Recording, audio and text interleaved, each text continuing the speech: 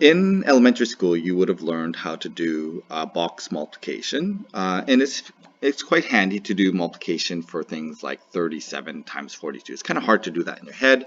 Some of you can, but if you're doing it in your head, you're probably using some kind of decomposition method. So you're just breaking it into nice pieces. So if I want to multiply 37 times 42, it's probably easier to multiply 30 and 7 with 40 and 2. Okay, and we break it up into that, and we know that this area here is going to be 4 times 3, which is 12. And then if we annex the zeros, we know that that area is 1,200. Here we have two groups of 30, so 2 times 30 is 60. Down in the bottom left here, we have 7 groups of 40, so we're going to do 7 times 4, annex the 0, and put it there. And then the bottom right hand corner is going to be 7 times 2, which is 14. And so we know that this area, these part area, is the same as the whole area of 42 by 37. So this is going to be equal to 1200, 1480, 1540. So 1540 plus 14 is 1554. Okay, so 1,554, and we can do that by breaking it into nice pieces.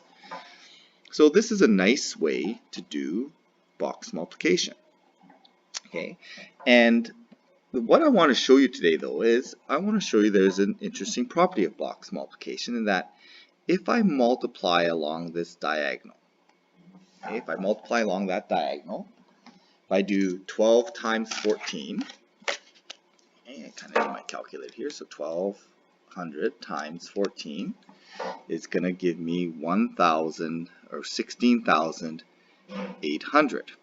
Okay, now the property that I'm going to show you is that if I multiply along this diagonal, it's equivalent to the product along this diagonal. So 280 times 60, okay, gives me the exact product of 16,800. So now this is an interesting property. It is a property we're actually going to use later on.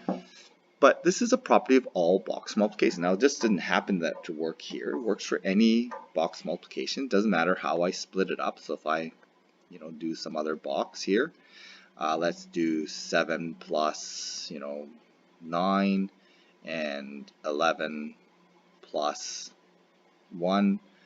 Okay, it doesn't matter how I split it up. I get 77, 99, 7, and 9. So it doesn't matter how I do this box multiplication. Okay, so if we want to do 16 times 12, it's going to be equal to 16 times, so whatever that sum is. But that's not what we're looking. We're going to look at this diagonal property. So if I take a look at this diagonal this way, 77 times 9,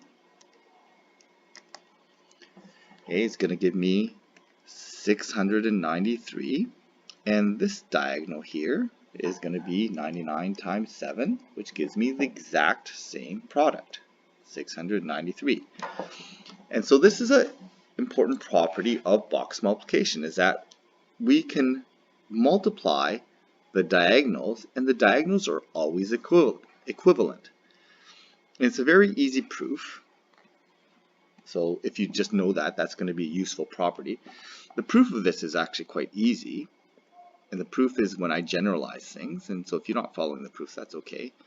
So if I do A plus B along here, and then C plus D along here, the product in this corner is AC. This is BC, A times D, B times D. And if I just take my diagonal product, so A, B, C, and D can be anything. Doesn't matter what they are.